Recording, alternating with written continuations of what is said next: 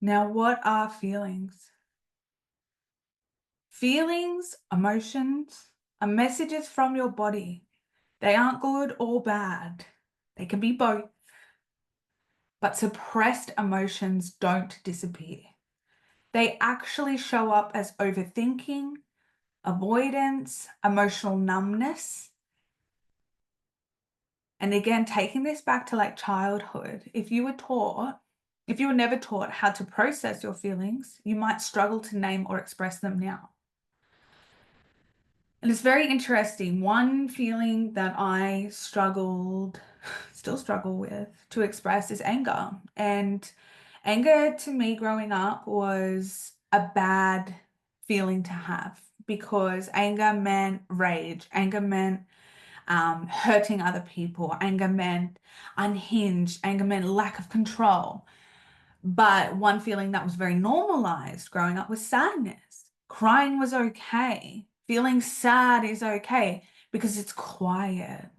It's not as expressive. But anger, oh no, you better stop that right now.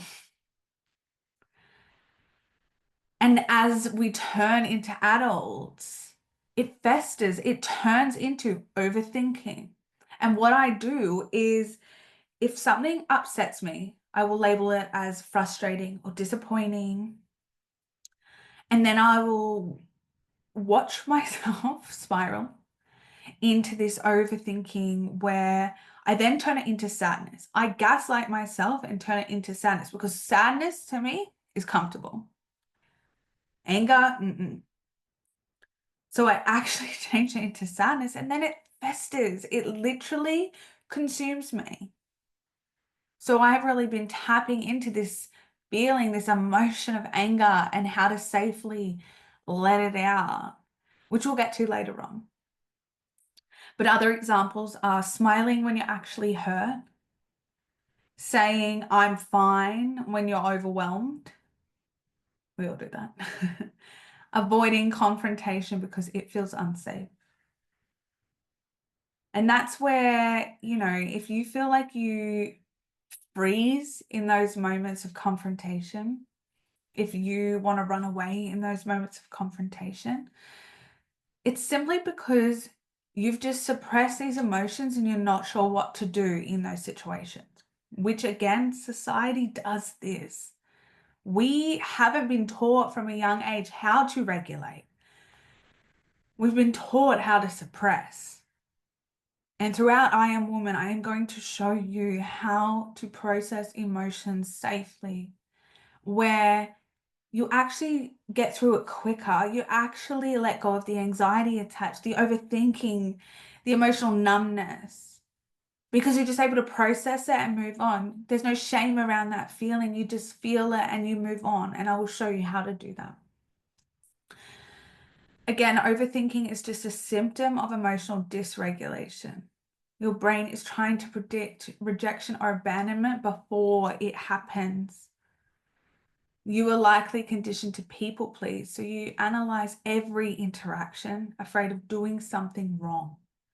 And when I think back to the heartbreak archetypes, one of the most common responses is the overthinker. And I think as women, we want to problem solve. We want things to not be so bad. We don't want to be rejected. We don't want to be abandoned. We don't want to feel not good enough. And so we overthink it after it's happened. We overthink and we overthink and we overthink and we people please because of it. Some more reflections for you. So again, press pause and really sit with these. How do you usually react when a strong emotion comes up? So like before when I was talking about anger, what is anger to you? Do you feel like you can express anger safely, easily? Do you feel like you struggle to let sadness out? When was the last time you cried? And what about happiness? Do you feel like you have moments of joy?